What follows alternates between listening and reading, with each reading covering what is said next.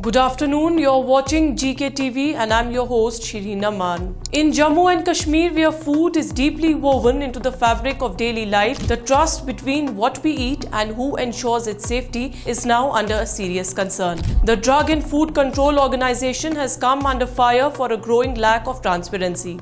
Despite being tasked with enforcing the Food Safety and Standards Act of 2006, the DFCO has become increasingly opaque over the years.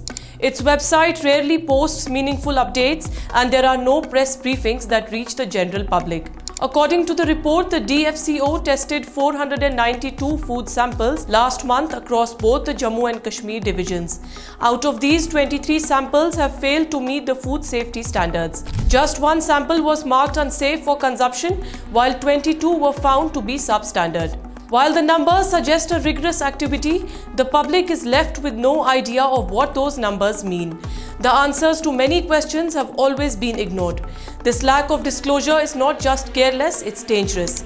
Consumers have a legal right to know what is safe to eat and what isn't, and this right is being denied. Even more concerning is the silence around pesticide testing, where in a region like Kashmir, where farms are close to homes, pesticide contamination has been a long-standing concern. Doctors have repeatedly raised red flags about its link to chronic health issues, yet the report makes no mention of whether pesticide residues were even tested for. Despite DFCO's own claims that chemical residues are part of their scrutiny at a time when food safety is a growing concern worldwide.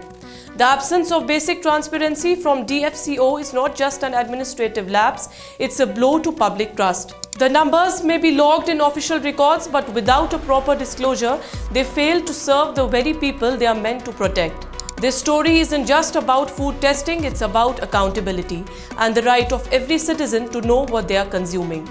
Because when it comes to food safety, silence isn't just negligence, it's a risk. We'll continue to follow this story, ask the hard questions and bring to you the facts.